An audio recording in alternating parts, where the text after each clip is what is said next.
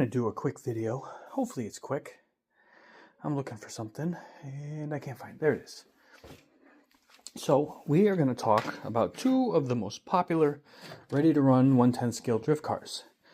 And one of the most important components of that is your transmitter. I picked up the MST 2.5 or the RMX 2.5, and then I picked up the Kyosho Fazer D2 about 2 weeks-ish, 3 weeks later, give or take. And I have a lot of cool stuff and negative stuff to say about certain things. The cars themselves are absolutely incredible. And the different level of customization, parts. Like, I've done a lot more to that thing, as in control arms and turnbuckles, motor, ESC, receiver, speaking of that tomorrow, than I have here, where I did mostly all cosmetic. All of the electronics are stock right now. And I think there's one key component that makes what I'm doing with this one a lot better right now. And it has to do with this. So with the two remotes, they're aesthetically okay. But if you look at one is a reigning champ right off the rip just by looking at it, versus like that girl you passed on at the bar. You know what I mean? You just kind of went, and walked away. So I'm going to throw this away or give it away. Whatever ends up happening, I'm not going to use it.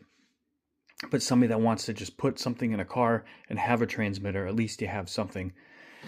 When you're going to make a ready-to-run car that has that much potential, and this is what you leave it with, I understand they cut corners. Not cut corners, they saved money in places. And I don't feel like this is one of the things. It's not really intuitive. It doesn't give you many options.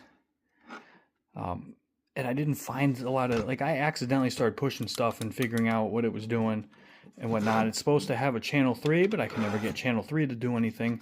4 batteries, typical. And it's just, In this video, I wanted to be a smart ass, talk shit about it, and throw it across the room and you hear it smash, but I'd rather donate it to somebody. And then for me, the clear breadwinner here was the Kyosho remote. And up until a week ago, I think I would have stayed with this thing. I'll go over that in a minute. But this thing feels better in the hand. A little bit of rubber just to hold to your hand a lot better. I like the trigger response, the feel of the wheel, the look of the wheel. I want those real rims for my truck. The foam, it just feels a million times better. This I love. It is very intuitive, very simple, adjustable on the fly. And I use it a lot. And I find this to be the better between the two of these remotes. Unfortunately, you can't get one without the other, because they come with the cars. But the good news is, my friends, that they are adjustable. They are upgradable. As much as I like this, I want to put everything, that car, wrong one, that's Chet, so I haven't talked about that one yet. Nobody's supposed to see that. That one and this one on one remote. And when it comes to remotes, and a lot of people share my opinion, this is the best.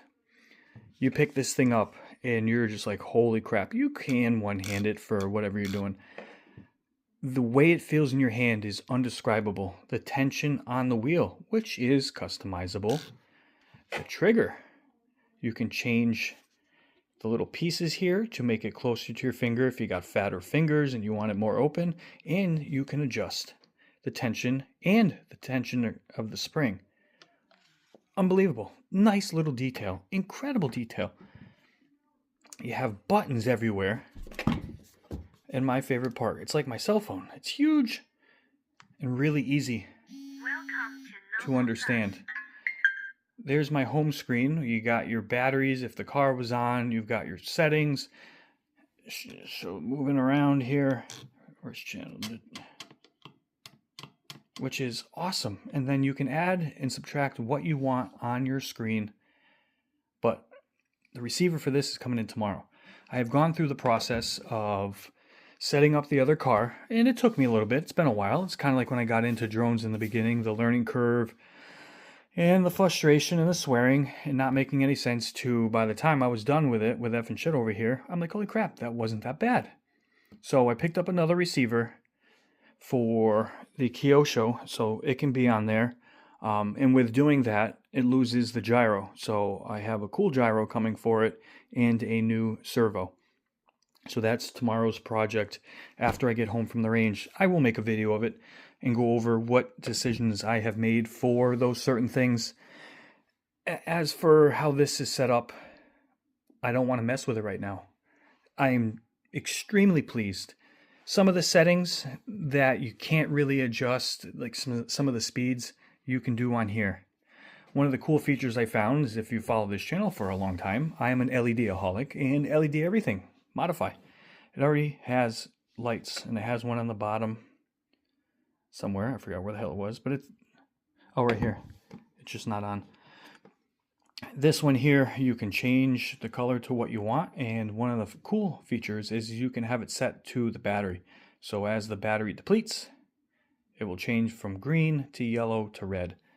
So if you're driving and not paying attention to anything, that stands out really, really well, which is really cool. I like the fact that it has the sounds and the vibrations and stuff like that. If you turn the car off, it instantly tells you it's disconnected from the car. This pile of crap here doesn't do anything. I can't tell how many times I've left this thing on. I'm sorry. This one doesn't say anything.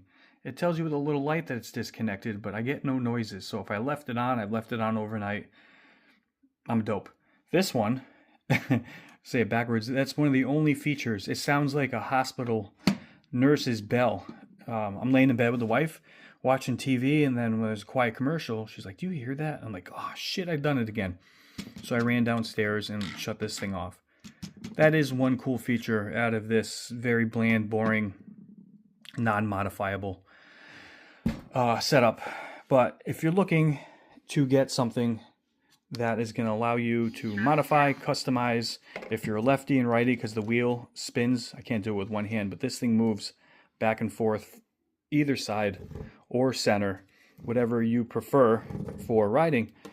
There's a battery which you can use to charge your phone or anything else, which slides off, and I think there's a V-shaped piece you can get if you don't want this attached, but it also charges the large battery that's inside here. So if you're going to be doing a long race, this can get tiring, I guess, if you're a wuss. Holding it, because it is heavier. It is heavier than these two. This, I think, is the lightest one. This one just a little bit heavier. Not much, but this thing definitely. But it has the options that those guys don't. I can set the gyro on one of the cars to adjust right on the fly. I can't do it with this one. And if I ever end up adjusting, that one will. That one will have the ability to do it. It has a little lanyard strap on here. They make a cool couple accessories, but I think they'll leave it alone. They have one that clamps on, that has your phone holder part. I may do that just so I can get footage and drive at the same time. That's probably it. I don't want to decal it. I don't want to do anything. I like the rim that's on there. I don't want to change that up. This to me is just incredible. And for me to not want to mess with it, that says something. So I'm going to leave it at that. But for ready to runs, this is a clear no-brainer. I know there's a couple other ready to run cars out there. If you guys have messed with any of them, what remotes do they come with? What do you prefer?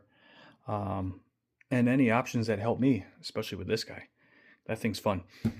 But yeah, if you have this remote and you really want to change your driving experience, I suggest highly saving up and getting rid of this remote.